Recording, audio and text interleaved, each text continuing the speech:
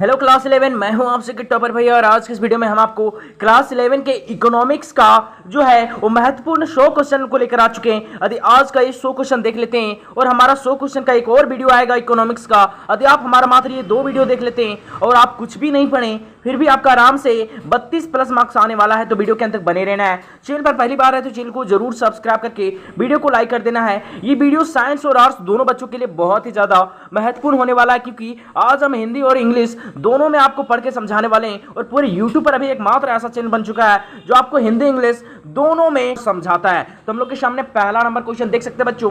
कहता है कि भारत में प्रत्येक डैश वर्ष में जनगणना की जाती है, यानी कि आपका कहता है कि census is conducted every dash years in the India. बताइए भारत में आखिर प्रत्येक कितने वर्ष के भीतर जनगणना की जाती है? तो पहला का सही आंसर होगा 10 ईयर्स, है ना। ऑप्शन नंबर सी हमारा सही होगा, यानी भारत में प्रत्येक 10 वर्षों के भीतर जनगणना की जाती है। देखो बच्चों, हम आपको थोड़ा कम समझाएंगे, क्यों? क्योंकि आपको 100 क्वेश्चन नहीं बल्कि आज का ये वीडियो 100 क्वेश्चन और एक और वीडियो भी आपके लिए हमें 100 क्वेश्चन का लाना है। तो हम क्वेश्चन को पढ़ेंगे और कम समझाकर सीधा आंसर बता के आपको आगे बढ़ेंगे, ठीक है। कोई दिक्कत है आपको समझने में? नहीं है। अगला क्वेश्चन बोलता है कि माध्यिका आंकड़ों को डैश बराबर भागों में बांटता है, यानी कि median divides the data into dash equal class. आखिर मीडियन कितने भागों में जो है वो आंकड़ों को बांटता है? तो दूसरे का सही आंसर हो जाएगा आपका 2 भागों में। ऑप्शन नंबर ये हमारा सही होगा, यानी कि 2। अगला क्वेश्चन बोलता है कि वह व्यक्ति जो आंकड़ा संग्रह करता है उसे कहते हैं, बहुत इंपॉर्टेंट क्वेश्चन,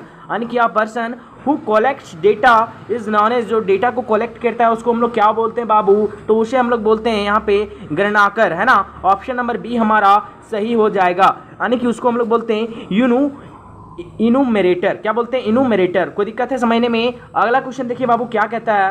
कहता है कि वर्ग अंतराल 70-80 मतलब कि 70-80 का मध्य बिंदु ज्ञात करें, यानी calculate the mid point of class interval 70-80 का मिड पॉइंट पूछ रहा है। तो क्या करेंगे? इन दोनों को जोड़कर 2 से भागा देंगे, 7 8 15, है ना। कितना हो जाता है? 7 8 15 बोले तो 150। 2 से भागा देंगे कितना जाएगा बाबू? 75। कितना जाएगा? 75। बहुत इजी और इंपॉर्टेंट क्वेश्चन। 4 का सही आंसर क्या हो जाएगा आपका? Option number B. इससे इजी कुछ नहीं हो सकता, यानी मिड पॉइंट क्या हो जाएगा? 70 और 80 का 75। कोई दिक्कत है? और एक फिक्स इंपॉर्टेंट क्वेश्चन आएगा मिड पॉइंट से, बहुत इजी और इंपॉर्टेंट क्वेश्चन। आला कहता है कि किसी अनुसंधान के लिए मूल रूप से संकलित समंकों को कहते हैं, यानी कि data originally collected from the investigation are known as, यानी इन्वेस्टिगेशन के दौरान जो डेटा को, जो ओरिजिनल डेटा को कलेक्ट किया जाता है, संग्रह किया जाता है, आखिर उसे क्या कहा जाता है? तो 5वां का सही आंसर होगा, उसको हम लोग प्राइमरी जो है वो डेटा बोलते हैं, यानी कि प्राथमिक डेटा।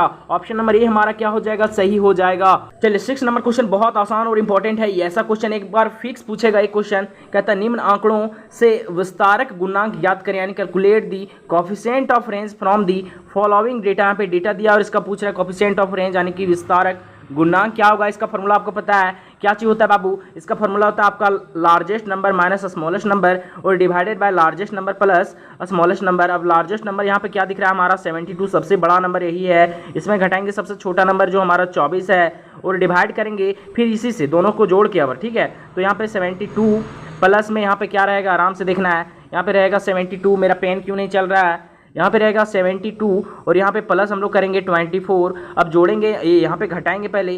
तो यहाँ पे देखिए 12 में गया 4, है ना। 2 में 4 जैसे घटेगा नहीं तो 12 में 4 गया, बचा यहाँ पे कितना बाबू? 8 बचा, ठीक है। क्यों नहीं चल रहा मेरा पेन? यहाँ पे बचा 8, ठीक है। फिर बचा यहाँ पे 7 में नहीं 6 बच गया ना, 6 में गया आपका 2, तो कितना बचा बाबू? 6 में 2 गया तो बचा यहाँ पे 4। कितना बचा? 4 बचा। कोई दिक्कत है? 48 आया नीचे। इन दोनों को जोड़ेंगे तो देखिए 4 और 2 6 और 7 और 2 9, यानी आ गया हमारा 96। कितना आ गया बाबू? आपका आ गया 96। कोई दिक्कत है? काटेंगे तो 48 से 48, 48 दूनी 96, यानी फाइनली आएगा हमारा 1/2। और 1/2 मतलब क्या होता है बाबू? 0.5। 0.5 हमारा कहाँ है देख सकते हैं? यहाँ पे ऑप्शन नंबर डी में हमारा है 0.5। यही हमारा आ गया कोएफिशिएंट ऑफ रेंज, यानी विस्तारक गुणांक। कोई दिक्कत है? कहता है कि समांतर माध्य का सूत्र है, बहुत इंपॉर्टेंट क्वेश्चन। कहता है फॉर्मूला ऑफ आपका arithmetic mean is, arithmetic mean निकालने का फॉर्मूला क्या हो जाएगा बता दीजिए? तो 7वां का सही आंसर होगा ऑप्शन नंबर सी, आपका सिग्मा यहाँ पे x डिवाइडेड बाय n। कोई दिक्कत है? चलिए अगला क्वेश्चन क्या कहता है देख सकते हैं। कहता है इनमें से कौन केंद्रीय प्रवृत्ति का माप है, यानी which of the following is a measure of central tendency. बताइए क्या है? तो इसका सही आंसर हो जाएगा 8 नंबर क्वेश्चन का आपका ऑप्शन नंबर बी बहुलक यानी मोड।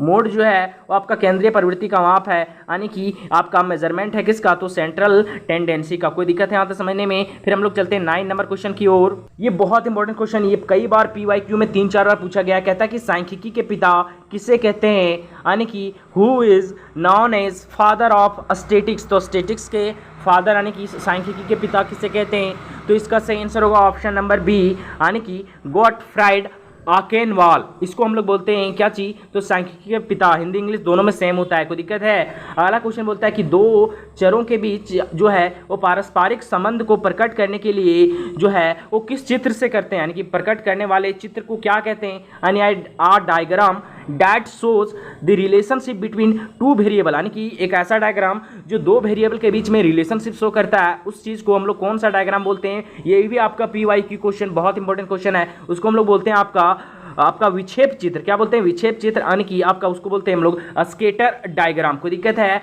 अगला क्वेश्चन बोलता है कि किसी ग्राफ पेपर में कितने चरण होते हैं, how many quadrants are there in a graph paper. एक ग्राफ पेपर में बता दीजिए कितना क्वाड्रेंट्स होता है। तो आपको पता है कि एक ग्राफ पेपर में 4 ही क्वाड्रेंट्स होता है ना, आप पढ़ें first quadrant, second quadrant, third quadrant, fourth quadrant, आप नहीं पढ़ें जैसे। तो एक ग्राफ पेपर में जनरली जो होता है वो कितने क्वाड्रेंट होते हैं, 4 क्वाड्रेंट होते हैं। कोई दिक्कत है समझने में? अगला क्वेश्चन देखिए बाबू क्या कहता है, 12 नंबर क्वेश्चन। 12 नंबर क्वेश्चन बोलता है कि उपभोक्ता मूल्य निर्देशांक निर्माण करने का सूत्र है, यानी कि the formula for constructing the customer price indexed. तो क्या हो जाएगा इसका 12 का सही answer Babu, option number A. Option number A हमारा ये फॉर्मूला हो जाएगा उपभोक्ता मूल्य निर्देशांक निर्माण करने का। कोई दिक्कत है? एकदम दिमाग में बिठा लेना, जिस नाम क्वेश्चन करा रहे हैं एक भी क्वेश्चन इससे बाहर नहीं आएगा। कहता है कि श्रेणी का n/4वां पद है। कहता है कि कोई श्रेणी है, ठीक है, उसका nth/4 terms is a series, यानी कि कोई सीरीज का nth/4 टर्म होगा वो क्या हो जाएगा। तो इसको आपको डायरेक्ट याद रख लेना है, उसका जो 4 टर्म हो जाएगा वो जाएगा प्रथम चतुर्थांक, यानी फर्स्ट क्वाड्रेंट। कोई दिक्कत है समझने में? बहुत ईजी और इंपॉर्टेंट क्वेश्चन है। अगला क्वेश्चन की ओर हम लोग बढ़ते हैं। पता है आप लोगों के लिए इतना वीडियो बनाया है ना कि मेरा ये जो पेन है ये भी नहीं चलना चाह रहा है ना। हाँ अभी तो चल रहा है। क्या बोलता है, कहता है कि समग्र के एक छोटे से भाग को क्या कहते हैं, यानी small group of items taken from the population, यानी कि पॉपुलेशन के जो एक स्मॉलेस्ट ग्रुप होता है, स्मॉल ग्रुप छोटा सा ग्रुप होता है, आखिर उस भाग को हम लोग क्या बोलते हैं बाबू, तो उसको हम लोग बोलते हैं यहाँ पे निर्दर्श। क्या बोलते हैं, निर्दर्श या फिर प्रतिदर्श, या फिर उसको हम लोग बोलते हैं सैंपल। सैंपल बहुत इंपॉर्टेंट क्वेश्चन। अगला बोलता है कि निम्न में से कौन सा चर खंडित, यानी विच ऑफ देज वेरिएबल्स आर डिस्क्रिएट। तो इसका सही आंसर क्या हो जाएगा बाबू, 15 का हो जाएगा आपका ऑप्शन नंबर सी, यानी कि छात्रों की संख्या, नंबर ऑफ स्टूडेंट। कोई दिक्कत है, ऑप्शन सी सही होगा। चलिए अगला क्वेश्चन कहता है कि किस अर्थशास्त्री ने कल्याण संबंधी परिभाषा प्रस्तुत किया था, यानी किस अर्थशास्त्री ने कल्याण संबंधी परिभाषा दिया था, यानी कि who gave the welfare oriented definition of economics, है ना। तो इसका जो 16 का आंसर हो जाएगा बाबू हो जाएगा आपका ऑप्शन नंबर बी, क्या हो जाएगा, अल्फ्रेड मार्शल। बहुत इंपॉर्टेंट क्वेश्चन, जितना हम बता रहे हैं एक भी आपके एग्जाम से बाहर नहीं जाएगा, एकदम दिमाग में बिठा लेना है। ये एकदम मोस्ट इंपॉर्टेंट वायरल पेपर है, इससे बाहर नहीं जाने वाला है। कहता है तथ्यों को उनकी समानता एवं विशेषताओं के आधार पर क्रमबद्ध करने की क्रिया है, यानी कि the process of arranging information in class according to their जो है वो रिसेम्बलेंस ऑफ कैरेक्टरिस्टिक्स। तो इसका क्या हो जाएगा कैरेक्टरिस्टिक्स, तो इसका जो सही आंसर हो जाएगा आपका 17 नंबर का हो जाएगा ऑप्शन नंबर सी, वर्गीकरण, क्लासिफिकेशन। बहुत इंपॉर्टेंट क्वेश्चन। अगला क्वेश्चन हम लोग के सामने क्या कहता है देख सकते हैं यहाँ पे। अगला क्वेश्चन कहता है कि एक श्रेष्ठ प्रश्नावली के गुण है, यानी कि quantities of a good questionnaire are. तो क्या हो जाएगा इसका सही आंसर, 18 का सही आंसर होगा ऑप्शन नंबर डी, इनमें से सभी। सरलता भी, प्रश्नों के उचित कार्यक्रम भी, प्रश्नों का सीमित संख्या भी, तो इसका सही आंसर होगा ऑप्शन नंबर डी। अगला कहता है किसी अर्थशास्त्री के अनुसार अपकिरण पदों के विचरण का माप है, यानी अकॉर्डिंग टू विच इकोनॉमिक्स, है ना, description in the measure of variation of the means. तो इसका सही आंसर क्या हो जाएगा बाबू, तो 19 का सही आंसर हो जाएगा ऑप्शन नंबर बी, यानी कि बावले। क्या हो जाएगा, ऑप्शन नंबर बी हमारा सही होगा। अब देखिए हम लोग के सामने 20 नंबर क्वेश्चन, बहुत इंपॉर्टेंट क्वेश्चन है, इसको ध्यान से देखना है। कहता है कि निम्नलिखित आंकड़ों में समानांतर माध्य ज्ञात करें, find the arithmetical mean from the following data. Arithmetical mean निकालने का फॉर्मूला क्या होता है बाबू, होता है कुल परीक्षणों का योग, ऊपर में टोटल नंबर होते हैं हम लोग सम करते हैं और नीचे कुल परीक्षणों की संख्या हम लोग इससे भागा देते हैं। लेकिन हमको यहाँ पे योग नहीं पता चलेगा, क्योंकि हमें भले यहाँ पे संख्या पता चल सकता है कि टोटल परीक्षण जो है वो 3 और 5 8 और 2 10 है। 10 तो यहाँ नीचे पता है, लेकिन टोटल सम हमारा नहीं निकलेगा, क्योंकि यहाँ पे एक रेंज दे दिया है और जब भी रेंज दिया हुआ रहता है तो बाबू हम लोग इसको सॉल्व करने के लिए सबसे पहले मिड पॉइंट निकालेंगे। इसका क्या निकालेंगे, मिड पॉइंट। अब इसका मिड पॉइंट निकालेंगे तो यहाँ पे मिड पॉइंट निकालने का फॉर्मूला क्या होता है बाबू, तो होता है आपका यहाँ पे दोनों को जोड़ते हैं और फिर इसको क्या करते हैं 2 से भागा देते हैं, यही ना होता है मिड पॉइंट निकालने का फॉर्मूला। तो 0 + 10 कितना हो जाएगा, इधर हम लिखते हैं, ठीक है 0 + 10 10 हो जाएगा, इसको हम लोग 2 से भागा देंगे तो आएगा बाबू कितना 5। इसको हम लोग जोड़ेंगे तो 10 + 20 कितना हो जाएगा 30, और इसको देंगे 3 से भागा तो बन जाएगा, मतलब 3 से नहीं 2 से भागा देंगे तो ये बन जाएगा आपका 15। कितना बन जाएगा 15, को दिक्कत है। इसका मिड पॉइंट निकालेंगे तो 20 और 30 कितना हो गया 50। 50 को हम लोग जब 2 से भागा देंगे तो कितना आएगा बाबू 25 आएगा, मिड पॉइंट निकल गया। अब हम लोग क्या करेंगे कि जितने स्टूडेंट हैं उससे इसको हम लोग क्या कर देंगे, गुना कर देंगे, तो हमको पता चल जाएगा कि स्टूडेंट का एवरेज मार्क्स आखिर कितना है। तो यहाँ पे इसका मिड पॉइंट आ रहा 5 और स्टूडेंट है टोटल 2, तो इसका हो गया यहाँ पे जो इसका टोटल मार्क्स रहेगा वो 5 दूनी 10 मार्क्स आएगा, ठीक है, मतलब 10 अंक आएगा। इसका जो हम लोग करेंगे तो इसमें हमारा मिड पॉइंट आया 15 और टोटल स्टूडेंट है 3, तो 15 या 45, इसका जो एवरेज मार्क्स आ जाएगा वो आ जाएगा 45 मार्क्स, ठीक है। यहाँ पे हम लोग इसका मिड पॉइंट है 25 यानी 25 और स्टूडेंट है 5, तो इसको जोड़ेंगे, मतलब कि इसको इंटू करेंगे यहाँ पे तो आ जाएगा 125, यानी इसका एवरेज एक तरह से आ गया कितना 125, यानी कि स्टूडेंट की संख्या से हम लोग मिड पॉइंट को क्या करेंगे, गुना करेंगे। ये थोड़ा सा डिफिकल्ट लग सकता है, लेकिन जो बच्चे पढ़े उसके लिए आसान होगा, ठीक है। तो आपको क्या करना है, जब भी ऐसा दिया रहेगा तो पहले मिड पॉइंट निकालना है और जितने स्टूडेंट रहेंगे उससे गुना कर देना है। कोई दिक्कत है, पहले मिड पॉइंट निकालने का फॉर्मूला कि आपको दोनों को सम करना, मतलब कि आपको पता है ना कि सम होता है ए बी को सम करके और उसको 2 से डिवाइड देते हैं तभी ना मिड पॉइंट निकलता है। यहाँ भी हम लोग इस दोनों को जोड़ के 2 से डिवाइड देंगे, ठीक है। तब आपको यहाँ पे अब क्या करेंगे, कुल परीक्षणों का योग, यानी कुल हमारा टर्म आ गया यहाँ पे 10 जोड़ेंगे 45 जोड़ेंगे और 125 जोड़ेंगे तो तकरीबन कितना आ जाएगा बाबू, तो यहाँ देख सकते हैं 125 और 5 130 और 40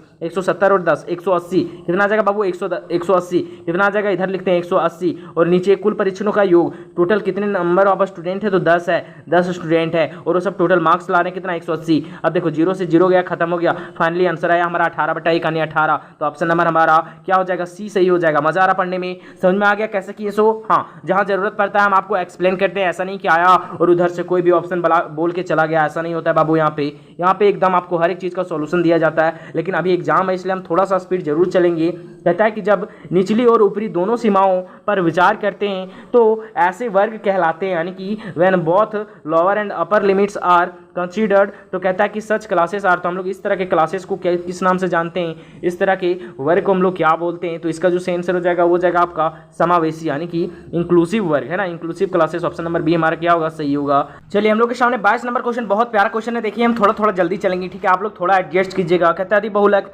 z बराबर 16 और समानांतर माध्य x बराबर 20 है, तो माध्यिका ज्ञात कीजिए, यानी कि मोड बराबर दिया 16, अर्थमेटिकल मीन बराबर 20। कहता है फाइंड दी मीडियन।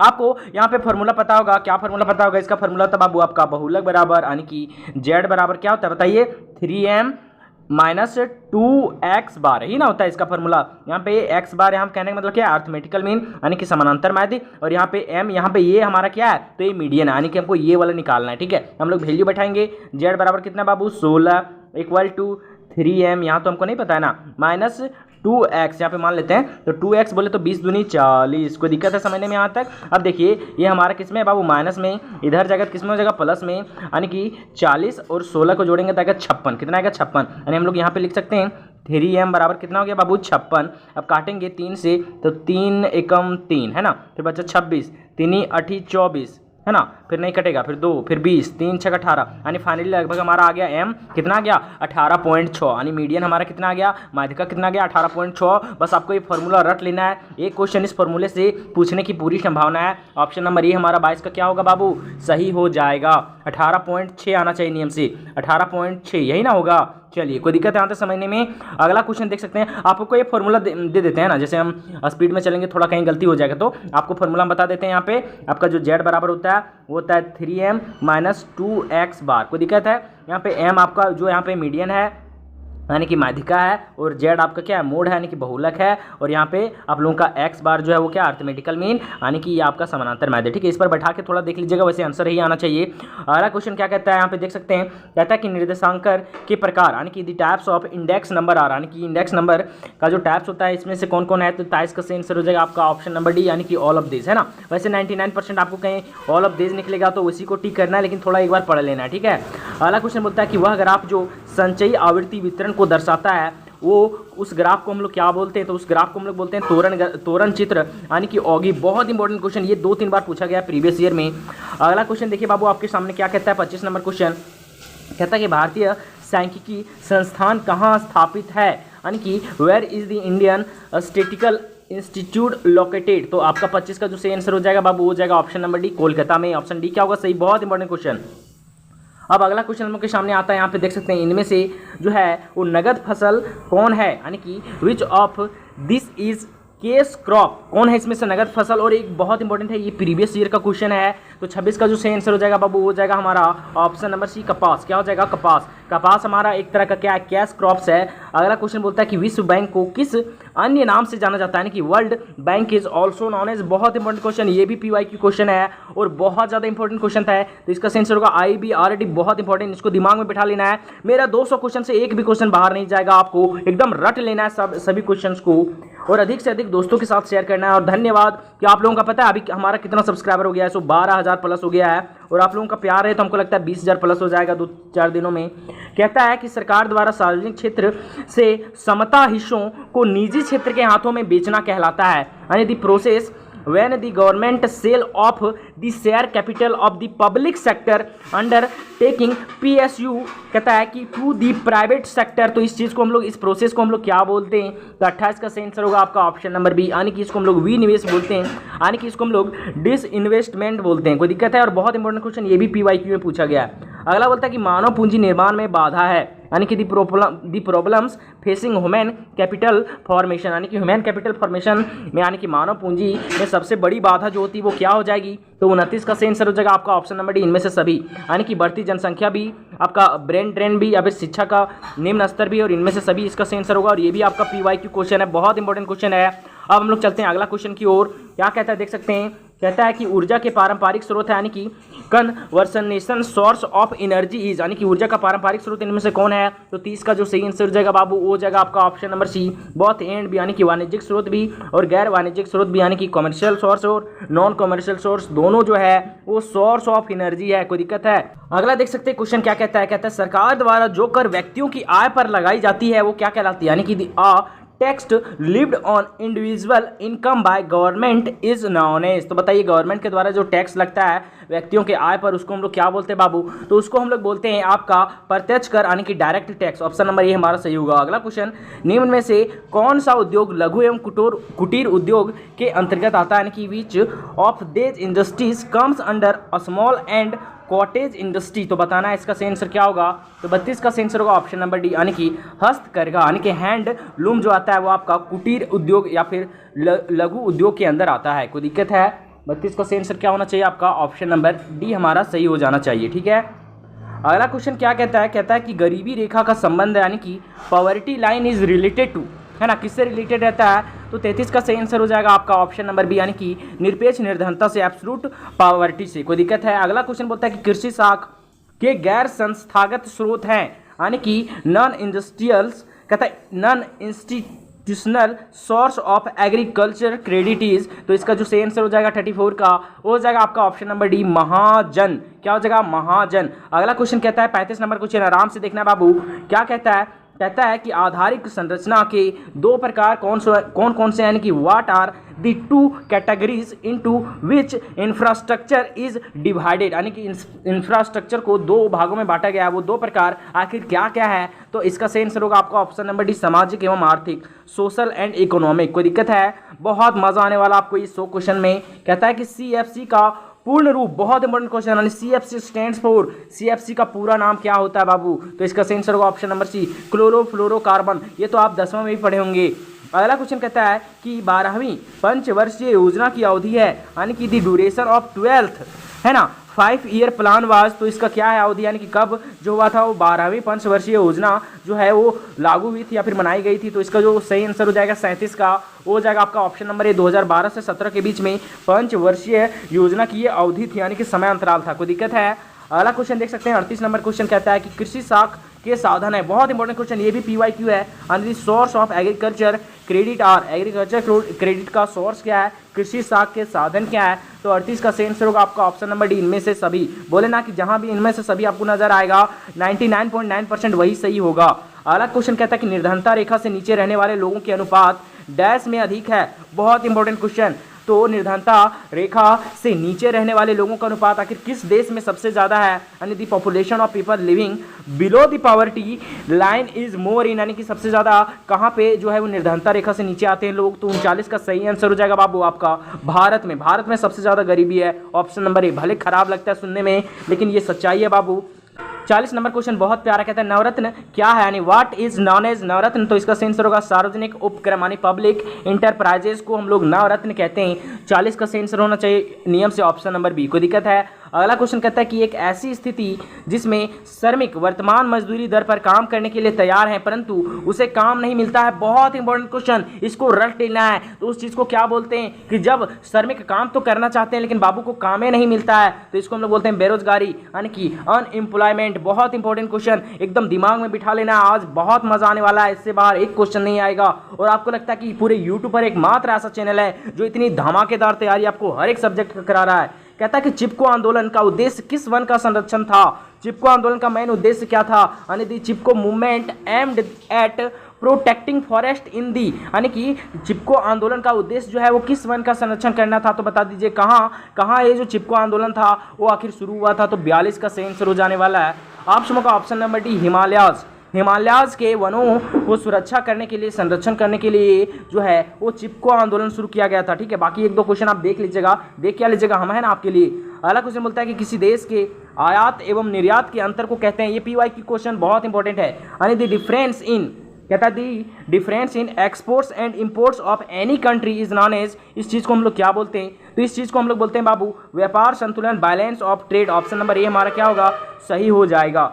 अगला क्वेश्चन कहता है कि नरेगा में कितने दिनों के रोजगार का प्रावधान है, बहुत इंपॉर्टेंट क्वेश्चन, यानी हाउ, कहता है कि for how many days NREGA provides employment, यानी नरेगा के अंदर कितने दिनों का जो है वो रोजगार दिया जाता है लोगों को। तो इसका सही आंसर हो जाएगा आपका 100 डेज, यानी कि 100 दिन। ऑप्शन नंबर 44 का ये हमारा क्या होगा, सही होगा।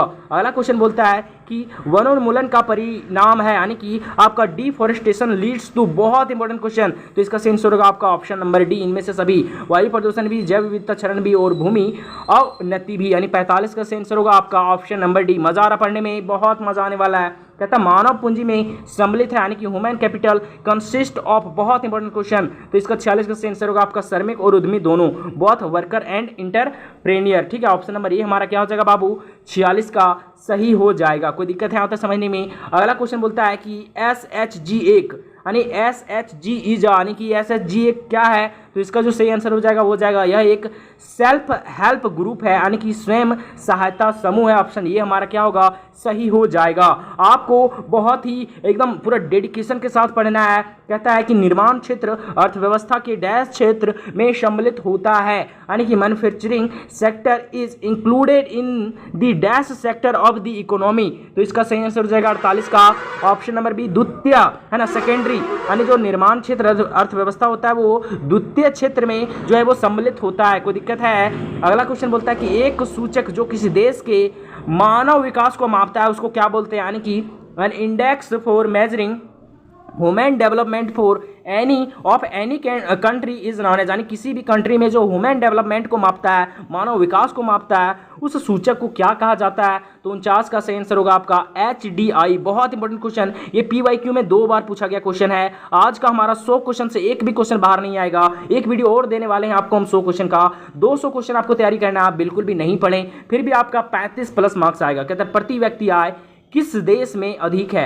यानी कि per capita income is higher in which country. तो इसका जो 50 का आंसर होगा ऑप्शन नंबर सी, चाइना का प्रति व्यक्ति आय सबसे ज्यादा है। तो इसका आंसर होगा ऑप्शन नंबर सी। 50 क्वेश्चन हम लोग कंप्लीट करते हैं, फिर हम लोग देखने वाले हैं मोर 50। तो हमारा टोटल इसी वीडियो में कितना हो जाएगा बाबू, 100 क्वेश्चन हो जाएगा। लेकिन हमारा नंबरिंग स्टार्ट होगा 1 से, इसलिए आपको घबराना नहीं है, बहुत मजा आने वाला है। फिर से हम लोग के सामने देख सकते हैं यहाँ पे 51 नंबर क्वेश्चन है, लेकिन ये स्टार्ट हो रहा है 1 से, फिर हम लोग जाएंगे 1 से लेकर 50 तक और टोटल हमारा कंप्लीट हो जाएगा 100 क्वेश्चन और धमाकेदार क्वेश्चन कंप्लीट हो जाएगा धमाकेदार वीडियो का। ठीक है, देख सकते हैं कहता है कि सांख्यिकी शब्द का प्रयोग किया जाता है, यानी कि statistics word is used for. बहुत इंपॉर्टेंट क्वेश्चन, ये PYQ क्वेश्चन है। कहता है पहला का सही आंसर होगा option number C, both A and B. Singular sense और पुंगुलर सेंस दोनों के लिए स्टैटिक्स वर्ड का यूज किया जाता है। सांख्यिकी शब्द का प्रयोग एक वचन और बहुवचन दोनों के लिए किया जाता है। ऑप्शन नंबर सी हमारा क्या हो जाएगा, पहला का सही हो जाएगा। अगला क्वेश्चन कहता है, देख सकते हैं यहाँ पे कहता है कि सांख्यिकी का प्रयोग जो है वो किया जाता है, यानी कि स्टैटिक्स इज यूज्ड बाय, यानी कि किसके द्वारा सांख्यिकी का प्रयोग किया जाता है, स्टैटिक्स का यूज किया जाता है। तो इसका सही आंसर हो जाएगा आपका ऑल ऑफ एबोव, यानी ऑप्शन नंबर डी हमारा सही हो जाएगा। यानी सांख्यिकी का प्रयोग उपरोक्त सभी के लिए किया जाता है, यानी कि व्यक्तियों के लिए भी, वैज्ञानिकों के लिए भी और अर्थशास्त्रियों के लिए भी। बहुत इंपॉर्टेंट क्वेश्चन। ठीक है, तीसरा नंबर क्वेश्चन बहुत इंपॉर्टेंट क्वेश्चन, ये आपके फाइनल ईयर में 2 बार पूछा गया क्वेश्चन है। कहता है कि कॉलम और पंक्तियों के रूप में आंकड़ों को क्रमबद्ध करने की व्यवस्था को हम लोग क्या बोलते हैं, यानी कि जो हम लोग अरेंजमेंट करते हैं डेटा का, किस में, कॉलम और रो में, यानी कि इस तरह से जो हम लोग रो और कॉलम में डेटा को अरेंज करते हैं, इस चीज को हम लोग क्या बोलते हैं। तो इसको हम लोग टेबुलेशन क्या बोलते हैं, इसको टेबुलेशन बोलते हैं, यानी कि ऑप्शन नंबर ए हमारा सही होगा। इसको हम लोग सारणियन बोलते हैं। अब देख सकते हैं हमारे सामने 4 नंबर क्वेश्चन कहता है इफ मोड बराबर 18 है, मीडियन बराबर 21 है, कहता है find the value of mean, यानी बहुलक 18 और माध्यिका 21 है। तो कहता है माध्य ज्ञात कीजिए, आप फॉर्मूला नहीं लगा लीजिएगा, ये सिंपल है कि नहीं। तो इसका सही आंसर वैसे हम बता देते हैं, आपका सही आंसर होगा 22.5, यानी कि ऑप्शन नंबर ए हमारा क्या हो जाएगा, 4 का सही हो जाएगा। अगला क्वेश्चन बोलता है कि सहसंबंध गुणांक सदैव होता है, यानी कि correlation coefficient is always. Correlation coefficient और बहुत इंपॉर्टेंट ये क्वेश्चन है, इसका सही आंसर होगा ऑप्शन नंबर सी, बिटवीन -1 से लेकर जो होता है बिटवीन -1 एंड +1। ठीक है, यानी कि -1 या फिर +1 जो होता है वो को रिलेशन होता है किसका, कोएफिशिएंट का हमेशा। ठीक है, तो इसका सही आंसर होगा ऑप्शन नंबर सी, और ये भी आपका PYQ क्वेश्चन जो है वो है। अगला क्वेश्चन बोलता है कि mode is a value having dash frequency, बहुलक वह मूल्य है जिसकी आवृत्ति कितनी होती है। तो इसका सही आंसर क्या हो जाएगा बाबू, तो 6 का सही आंसर हो जाएगा आपका ऑप्शन नंबर सी, यानी कि मैक्सिमम, यानी अधिकतम। बहुलक वह मूल्य है जिसकी आवृत्ति हमेशा सर्वाधिक होती है। अगला क्वेश्चन कहता है कि newspaper is a source of which type of data, समाचार पत्र द्वारा प्राप्त आंकड़ा जो है वो किस प्रकार का डेटा जो है, ये समाचार पत्र को हम लोग कहते हैं, न्यूज़पेपर को बोलते हैं। तो 7वां का सही आंसर होगा आपका option number B, secondary data, यानी कि द्वितीय आंकड़ा। कोई दिक्कत है। चलिए 8वां नंबर क्वेश्चन कहता है कि the measure of the variation of the items is known as, यानी कि पदों के विचरण के माप को कहा जाता है, यानी कि पदों के विचरण के माप को क्या बोला जाता है, तो उसको क्या बोला जाता है बाबू, तो उसको बोला जाता है 8वां का आंसर होगा ऑप्शन नंबर सी, उसको बोलते हैं हम लोग अपकिरण, यानी कि आपका डिस्पर्सन बोलते हैं। अगला क्वेश्चन क्या कहता है, कहता है हु इज प्रोफेसर पीसी, कहता है कि हु इज प्रोफेसर पीसी महालोनिबिस। तो आखिर जो आपके प्रोफेसर महालोनिबिस थे वो कौन है, तो इसका जो सही आंसर हो जाएगा आपका 9 नंबर क्वेश्चन का वो हो जाएगा आपका ऑप्शन नंबर ए, वो एक अर्थशास्त्री थे, यानी एक इकोनॉमिस्ट थे। ऑप्शन नंबर ए हमारा क्या होगा, सही हो जाएगा। अगला क्वेश्चन बहुत important question, the formula of quartile deviation is, यानी कि आपका यहाँ पे पूछ रहा है कि चतुर्थक विचलन, यानी कि QD का सूत्र इसमें से क्या हो जाएगा, बहुत इंपॉर्टेंट क्वेश्चन। तो 10वां का सही आंसर होगा ऑप्शन नंबर यहाँ पे डी, यानी कि Q3 - Q1 डिवाइडेड बाय 2, यानी कि ऑप्शन नंबर डी हमारा क्या हो जाएगा, 10वां का सही हो जाएगा। बहुत इंपॉर्टेंट क्वेश्चन। अगला क्वेश्चन क्या कहता है, कहता है what is the value of index in base year, यानी कि आधार वर्ष में जो सूचांक का मूल्य जो होता है वो क्या होता है, वैल्यू जो होता है वो क्या होता है। तो इसका सही आंसर हो जाएगा आपका यहाँ पे 100, ऑप्शन नंबर ए हमारा क्या हो जाएगा, सही हो जाएगा। एकदम रट लेना है सब सभी क्वेश्चन को। कहता है यहाँ पे कि यदि 40, 50, x 78, 58 का जो माध्यांतर माध्य जो है वो 52.2 है, तो कहता है x का मान ज्ञात कीजिए। आप देखिए यहाँ पे आपको उल्टा दे दिया, आपको माध्य दे दिया है और यहाँ पे एक नंबर जो है वो आपका घटा दिया है, तो आपको नहीं बन सकता है। कैसे बनाइएगा, आपको माध्य का ही फॉर्मूला लगाना है, समानांतर माध्य का ही फॉर्मूला लगाना है, लेकिन उसका वैल्यू यहाँ पे पुट कर दीजिएगा और फिर इधर x का आपने ऑटोमेटिक जो होगा वो वैल्यू आ जाएगा। कोई दिक्कत है। वैसे इसका आंसर आपको बता देते हैं, 12 का आंसर होगा वैसे ऑप्शन नंबर ए 55 इसका आएगा। कोई दिक्कत है, हाँ इसको बना लीजिएगा, ठीक है। चलिए नहीं बनेगा तो कमेंट कीजिएगा, हम नेक्स्ट जो 100 वीडियो लाएंगे उसमें से सारा चीज़ को सॉल्यूशन भी कर देंगे, लेकिन हमको 100 क्वेश्चन कंप्लीट करना है, इसलिए हम जो है न्यूमेरिकल में ज़्यादा जो है समय गवा नहीं रहे हैं। ठीक है, कहता है कि प्राइमरी डेटा और प्राथमिक आंकड़े होते हैं, तो प्राथमिक आंकड़े आखिर कैसे होते हैं, तो इसका सही आंसर हो जाएगा डेटा कलेक्टेड बाय आपका रिसर्चर, यानी कि अनुसंधानकर्ता द्वारा एकत्रित आंकड़ा को हम लोग क्या बोलते हैं, प्राइमरी आंकड़े। ऑप्शन नंबर बी हमारा क्या हो जाएगा, 13 का सही हो जाएगा। कोई दिक्कत है? अगला क्वेश्चन देखिए हम ज़्यादा स्पीड तो नहीं हो रहे ना। कहता है 14 नंबर क्वेश्चन की निम्न में से किसका निर्धारण रेखा चित्र द्वारा नहीं किया जा सकता, यानी which of the following can not be calculated by graph, किसको ग्राफ के द्वारा नहीं हम लोग कैलकुलेट कर सकते हैं, तो इसका सही आंसर होगा आपका माध्य को, यानी कि अर्थमेटिक मीन को हम लोग कभी भी कैलकुलेट जो है ग्राफ के माध्यम से कैलकुलेट नहीं कर सकते हैं। अगला क्वेश्चन बोलता है कि किनके सूत्र को सूचकांक निर्माण के लिए आदर्श माना जाता है, यानी कि किसके फॉर्मूला को जो है वो इंडेक्स नंबर के लिए जो है वो रखा जाता है, तो इसका जो सही आंसर हो जाएगा आपका 15 का, वो हो जाएगा आपका ऑप्शन नंबर ए, यानी कि यहाँ पे हम लोग यूज करते हैं पास्चे का सूत्र, यानी कि Paasche's formula. Option number A हमारा क्या होगा, सही होगा। अगला क्वेश्चन क्या कहता है, कहता है एक अच्छे औसत के गुण होते हैं, यानी कि आपका essential quality of a good average is, यानी कि एक अच्छा गुड एवरेज होता है उसका सबसे अच्छा क्वालिटी क्या होता है, सबसे अच्छा गुण क्या होता है, तो इसका सही आंसर होगा ऑप्शन नंबर डी, इनमें से सभी, यानी ऑल ऑफ दिस, यानी कि ये सब तीनों जो है वो आपका एक अच्छे औसत के गुण हैं, उसके प्रॉपर्टीज है एक तरह से मान लीजिए, तो इसका सही आंसर होगा बाबू आपका ऑप्शन नंबर डी, बहुत इंपॉर्टेंट। और वैसे भी बताएं ऑल ऑफ दिस आएगा तो ऑल ऑफ दिस को ही टिक करना है। अब देखिए यहाँ पे दे दिया है, कहता है कि what is the degree of correction in the figure, आपका कहता है डिपिक्टेड बिलो, यानी कि यहाँ पे दे दिया ये बराबर क्या, आर बराबर 0 होगा, आर बराबर +1 होगा, आर बराबर -1 होगा, आर बराबर 100 होगा, तो इसका सही आंसर बता देते 17 का सही आंसर होगा ऑप्शन नंबर सी, यानी कि आर बराबर -1 होगा। कोई दिक्कत है? इस फिगर को देख लेना, बहुत ईजी है। कहता है अगला क्वेश्चन यहाँ पे कहता है कि the formula of coefficient of range is, ये तो बहुत इंपॉर्टेंट क्वेश्चन है, इससे क्वेश्चन आया था पिछला वीडियो, मतलब पिछला जो 50 क्वेश्चन बताएं उसमें से इस पर क्या था, क्वेश्चन था, मतलब कि हम लोग फॉर्मूला के माध्यम से निकाले थे कोफिशिएंट ऑफ रेंज। अब इसमें पूछ रहा है कि बताइए कि इसका फॉर्मूला क्या हो जाएगा, यानी विस्तार गुणन का फॉर्मूला क्या हो जाएगा, तो क्या होता है आपका largest number minus smallest number divided by largest number plus smallest number, यही ना होता है। ऑप्शन नंबर सी हमारा 18 का क्या हो जाएगा, सही हो जाएगा। बहुत इंपॉर्टेंट है, इसको रट लेना एकदम। कहता है यहाँ पे देख सकते फिर आ गया हमारा कि परमाणु विचलन का सूत्र है, कहता है formula for standard deviation, standard deviation का अगर हमको सूत्र पूछ रहा है तो बताइए 19 का सही आंसर क्या हो जाएगा, ऑप्शन नंबर डी, यानी कि रूट अंडर आपका sigma dx²/n, option number D हमारा क्या होगा, सही हो जाएगा। अगला क्वेश्चन क्या कहता है, 20 नंबर क्वेश्चन कहता है कि किसने कहा कि अर्थशास्त्र धन का विज्ञान है, बहुत इंपॉर्टेंट क्वेश्चन, यानी कि who told economics is a science of wealth, किसने कहा आखिर ये, तो 20 का जो सही आंसर हो जाएगा बाबू हो जाएगा option number C, Adam Smith ने ये बात कहा, ऑप्शन नंबर सी हमारा क्या होगा, सही हो जाएगा। अगला क्वेश्चन क्या कहता है, 21 नंबर कहता है कि आंकड़ों का चित्रमय प्रदर्शन कहलाता है, बहुत इंपॉर्टेंट क्वेश्चन, यानी कि डायग्रामिक मतलब presentation of data is known as, यानी कि डेटा को हम लोग जब डायग्राम से हम लोग रिप्रेजेंट करते हैं तो आखिर उसको हम लोग क्या बोलते हैं, तो उसको हम लोग बोलते हैं आपका प्रस्तुतिकरण, यानी कि प्रेजेंटेशन। ऑप्शन नंबर सी क्या होगा, सही हो जाएगा। चलिए 22 नंबर क्वेश्चन कितना सिंपल कहता है, निम्न आंकड़ों से विस्तार ज्ञात करें, यानी कि calculate range from the following data, यानी कि इसका हमको रेंज निकालना है, तो रेंज का फॉर्मूला क्या होता है आपका, सबसे largest number minus smallest number, यही ना होता है। लार्जेस्ट नंबर आपका है 81 और सबसे स्मॉलेस्ट नंबर हमको लगता है 31 है, तो 31 घटाएंगे तो 11, 1 में 5 नहीं ना घटेगा, 11 में 5 तो 6 और बच्चा 7 में यहाँ गया 3, तो कितना बचा बाबू 4, तो इसका आंसर होगा 46 यानी 46, ऑप्शन नंबर सी हमारा क्या होगा, सही हो जाएगा। यानी इसका विस्तार क्या है बाबू इस आंकड़ों का, यानी इसका रेंज क्या है, तो आपका 46 है। कोई दिक्कत है, बहुत ईजी है, बस आपको जितना हम बता रहे हैं उसको दिमाग में एकदम बैठा लेना है, नहीं भी समझ में आ रहा है तो रट लेना है, लेकिन आपको कितना लाना है बाबू, 40 में से 40 लाना है। हम नहीं चाहते हैं कि हमारे वीडियो देखने वाले बच्चे का 39 भी आए, क्योंकि सारा क्वेश्चन हूबहू आने वाला है। क्या कहता है क्वेश्चन, कहता है कि किसी वृत्त चार्ट के केंद्र पर कुल कोण होते हैं, कितना सिंपल कहता है, दी total angle at the centre of यहाँ पे कहता है कि पाई चार्ट के सेंटर पर कितना एंगल होता है, तो कितना, देखिए पाई चार्ट ऐसे बनता है, इसी तरह बनता है, इसके सेंटर पर कितना एंगल होगा 360 का, ऑप्शन नंबर ए हमारा क्या होगा, सही हो जाएगा। था इसका सेंसर बाबू ऑप्शन नंबर ए। हम लोग थोड़ा सा और स्पीड चलेंगे।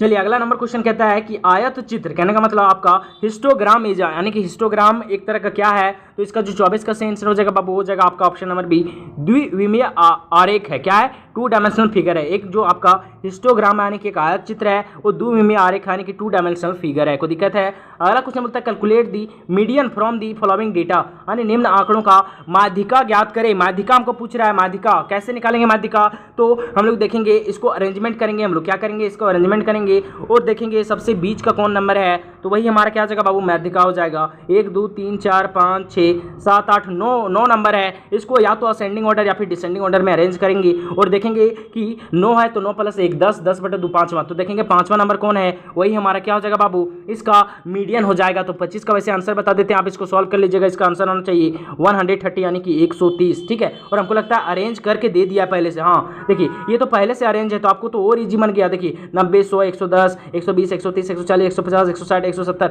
ये तो पहले से अरेंज है बाबू। तो इसका टोटल नंबर कितना है, 1 2 3 4 5 6 7 8 9 टोटल 9 नंबर दिया गया। कहने का मतलब हमको टोटल 9 टर्म है और हम लोग इसका मीडियन निकालने के लिए क्या करते हैं, जब भी हमको यहाँ पे रहता है टर्म दिया तो उसमें 1 ऐड करते हैं और उसको डिवाइड करते हैं 2 से, तो 9 और 1 कितना हो गया 10, और 10 को 2 से भाग देंगे तो आएगा 5, यानी कि 5वां टर्म हमारा क्या कहलाएगा, मीडियन कहलाएगा। तो 5वां टर्म हम लोग गिनेंगे 1 2 3 4, 5वां टर्म 130 है, तो हमारा सही आंसर क्या हो जाएगा बाबू, ऑप्शन नंबर डी। कितना ईजी और इंपॉर्टेंट है, अब कितना अच्छा काम कर दिया, पहले से ही आपको अरेंज करके दे दिया। चलिए अगला 26 नंबर क्वेश्चन कहता है कि हरित क्रांति में सम्मिलित है यानी कि ग्रीन जो आपका रेवोल्यूशन था उसमें कौन इंक्लूड थे। तो 26 का आंसर हो जाएगा आप समूह का ऑप्शन नंबर डी, यानी कि ऑल ऑफ एबो, यानी कि उपयुक्त सभी, यानी इसमें से HYV बीज भी सम्मिलित था, इसमें कृषि आपका अंतरीकरण भी सम्मिलित था और इसमें रासायनिक उर्वरक भी सम्मिलित था। इसका आंसर होगा ऑप्शन नंबर डी। कोई दिक्कत है।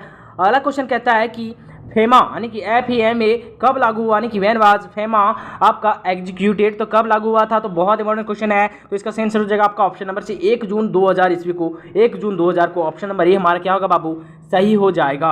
अगला क्वेश्चन कहता है कि यहाँ पे किस प्रकार की निर्धनता से आय की असमानता एवं वितरण का संबंध है, यानी कि कहता है कि विथ विच पॉवर्टी इज आपका disparity of income and the distribution associated with. तो इसका जो 28 का आंसर हो जाएगा बाबू आपका ऑप्शन नंबर ए हो जाएगा, आपका निरपेक्ष निर्धनता यानी कि absolute poverty. Option number A हमारा 28 का क्या होगा, सही हो जाएगा। कोई दिक्कत है। अगला क्वेश्चन देखिए, हम लोग तकरीबन 80 क्वेश्चन को कंप्लीट करने वाले हैं। कहता है कि भारत में आर्थिक सुधारों का प्रारंभ किया गया, भारत में आर्थिक सुधार का प्रारंभ कब हुआ था, यानी कि economic reforms in India was started, यानी कि इंडिया में इकोनॉमिक रिफॉर्म्स कब स्टार्ट हुआ था। तो 29 का सही आंसर हो जाएगा आपका option number B 1991। Option number B हमारा सही होगा, एकदम रट लेना है।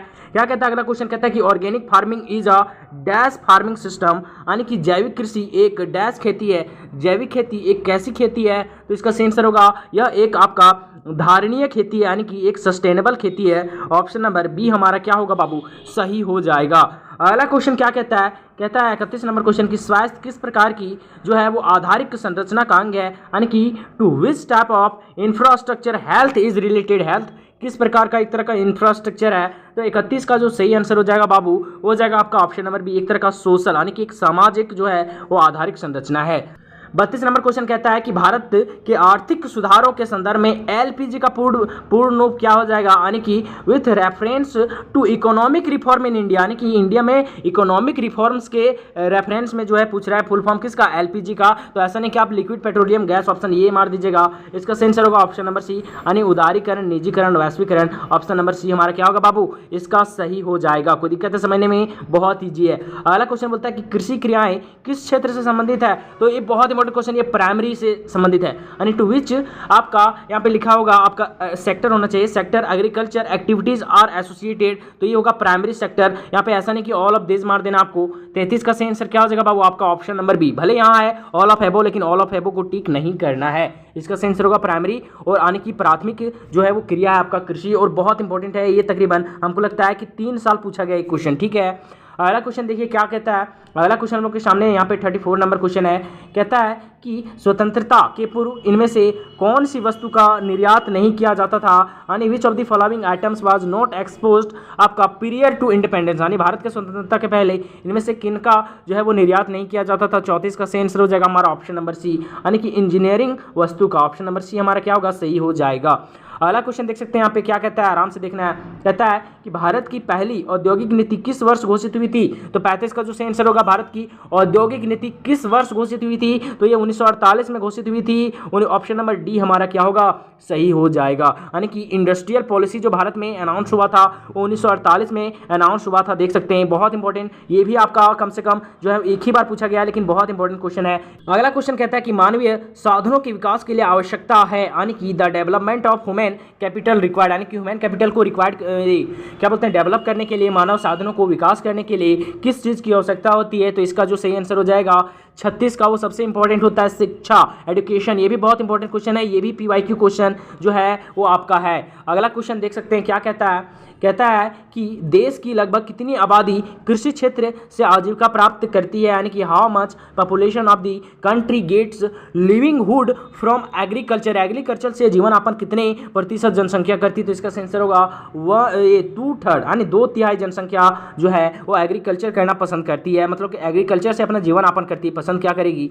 अगला क्वेश्चन क्या कहता है यहाँ पे 38 नंबर क्वेश्चन कहता है विश्व में सर्वाधिक आबादी वाला देश, यानी country having maximum population in the world. बहुत इंपॉर्टेंट क्वेश्चन, ये भी PYQ क्वेश्चन है। तो 38 का सही आंसर हो जाएगा आपका यहाँ पे चाइना। क्या हो जाएगा, ऑप्शन नंबर ए हमारा सही होगा। देखिए भले हम मानते हैं अभी इंडिया आगे हो गया होगा, लेकिन अभी के डेटा के अनुसार से आपको कहीं एग्जाम में आएगा तो सही करना है चाइना को, ठीक है, क्योंकि आपके बुक में मेंशन है और नया डेटा अभी जारी नहीं किया गया है, इसलिए आपको सही करना है बाबू आपका ऑप्शन नंबर ए, ठीक है। अब हम लोग के सामने 39 नंबर क्वेश्चन कहता है कि AAY का पूर्ण रूप है, यानी कि AAY स्टैंड्स फॉर, क्या स्टैंड्स करता है। तो AAY का जो फुल फॉर्म होता है वो हो जाएगा आपका यहाँ पे अंत्योदय अन्न योजना, यानी कि अंत्योदय अन्न योजना है ना। तो ऑप्शन नंबर सी हमारा क्या हो जाएगा बाबू, सही हो जाएगा।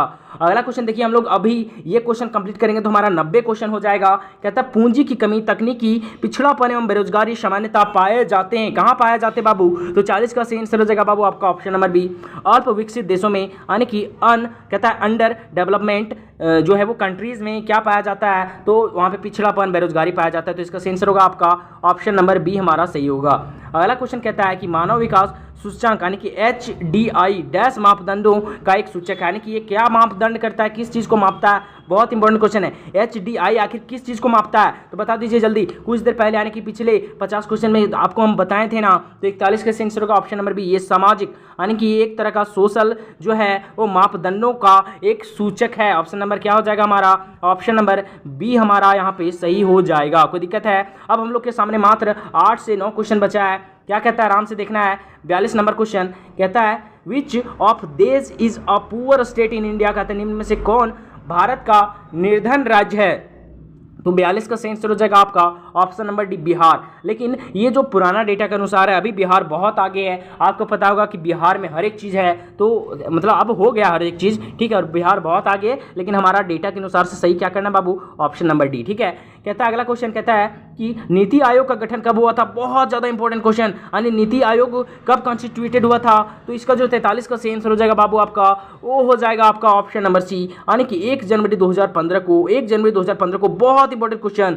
अगला क्वेश्चन देख सकते हैं हम लोग के सामने, क्या कहता है यहाँ पे, कहता है कि उदारीकरण के प्रतिकूल प्रभाव, यानी कि दी एडवेंचर इफेक्ट ऑफ आपके लिबराइजेशंस आर, यानी कि उदारीकरण के प्रतिकूल क्या प्रभाव है। तो इसका जो 44 का आंसर होगा ऑप्शन नंबर डी, इसमें से ऑल ऑफ दिस आपका सही हो जाएगा। कोई दिक्कत है। अगला क्वेश्चन हम लोग के सामने बस 5-6 क्वेश्चन है। कहता है कि मनरेगा इज रिलेटेड टू, यानी मनरेगा का संबंध बताओ किससे है। तो इसका संबंध है रोजगार से, यानी कि एम्प्लॉयमेंट से। तो 45 का सही आंसर हो जाएगा आपका ऑप्शन नंबर ए। अगला क्वेश्चन कहता है कि नाबार्ड जो है वो कब स्थापित हुआ, यानी कि व्हेन वाज आपका नाबार्ड कॉन्स्टिट्यूटेड, नाबार्ड कब स्थापित हुआ था। तो 46 का सही आंसर हो जाएगा आपका ऑप्शन नंबर ए, 12 जुलाई 1982। 12 जुलाई 1982 में ऑप्शन ये हमारा क्या होगा, सही हो जाएगा। बस अब 3 क्वेश्चन बचा हुआ है, 47, 48, 49, 50, 4 क्वेश्चन। कहता है कि श्रम बल और कार्यबल का अंतर होता है, कि श्रम बल और कार्यबल के अंतर को हम लोग क्या बोलते हैं, यानी कि the difference between labour force and work force. इस दोनों के डिफरेंस को हम लोग क्या बोलते हैं, तो इन दोनों के डिफरेंस को हम लोग बोलते हैं यहाँ पे बेरोजगार श्रम, यानी कि आपका unemployment labour. Option number B हमारा क्या हो जाएगा, सही हो जाएगा। कोई दिक्कत है। अगला क्वेश्चन कहता है कि इनमें से कौन ऊर्जा का परंपरागत स्रोत नहीं आता है। बहुत important question. And which of this is not जो है वो कन्वर्शनल सोर्स ऑफ यहाँ पे एनर्जी का कौन जो है वो परंपरागत स्रोत जो नहीं है। तो इसका सही आंसर होगा सौर ऊर्जा, यानी कि सोलर एनर्जी जो है वो आपका परंपरागत स्रोत नहीं है। परंपरागत स्रोत वैसे स्रोत को बोलते हैं जो पुराने समय से यूज हो रहा है, लेकिन सौर ऊर्जा का यूज अब फिलहाल जो है वो स्टार्ट हुआ है। तो ये हमारा सौर ऊर्जा, इसका सही आंसर होगा यानी सौर, ऑप्शन नंबर सी, यानी कि सोलर हमारा क्या हो जाएगा, सही हो जाएगा। बस 2 क्वेश्चन बचा आप लोगों के सामने, फिर हमारा 100 क्वेश्चन कंप्लीट हो जाएगा।